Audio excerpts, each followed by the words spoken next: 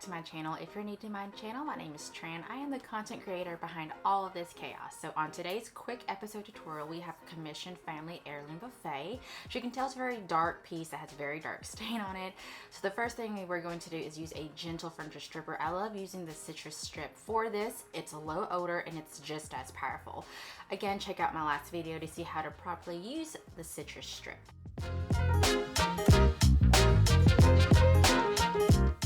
So after we get done removing the stain, we're gonna go ahead and use a stripper residue remover, and for that it's mineral spirits.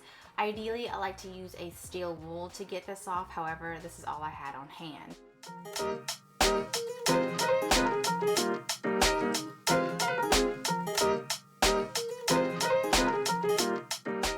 So after we have used the mineral spirits, I like to let it sit overnight. The next morning, here I am using 120 grit sandpaper, removing any residue the mineral spirits had left behind, and obviously you can see the difference sanding makes. Then after that, I am cleaning the entire piece with a crud cutter. I love crud cutter. I will forever use it. It takes off any other remaining residue that was left behind that sanding did not get. Now we're just taping off the top piece because I knew I didn't want it to be painted. I wanted to leave it so we could stain it later on.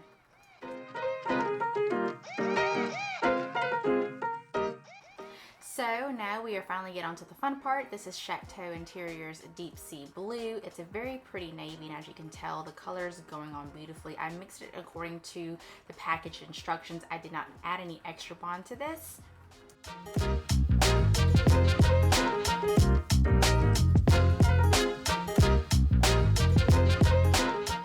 This is just one coat of paint, and look how beautiful it looks on this piece.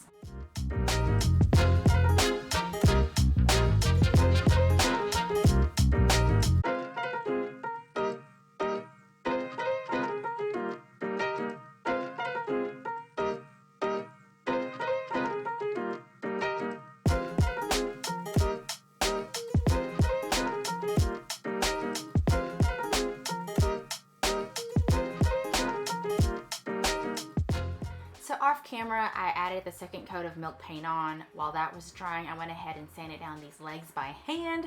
It was a very tedious task, about an hour and a half for each leg, but I think the results speak for themselves. The before and after just look stunning.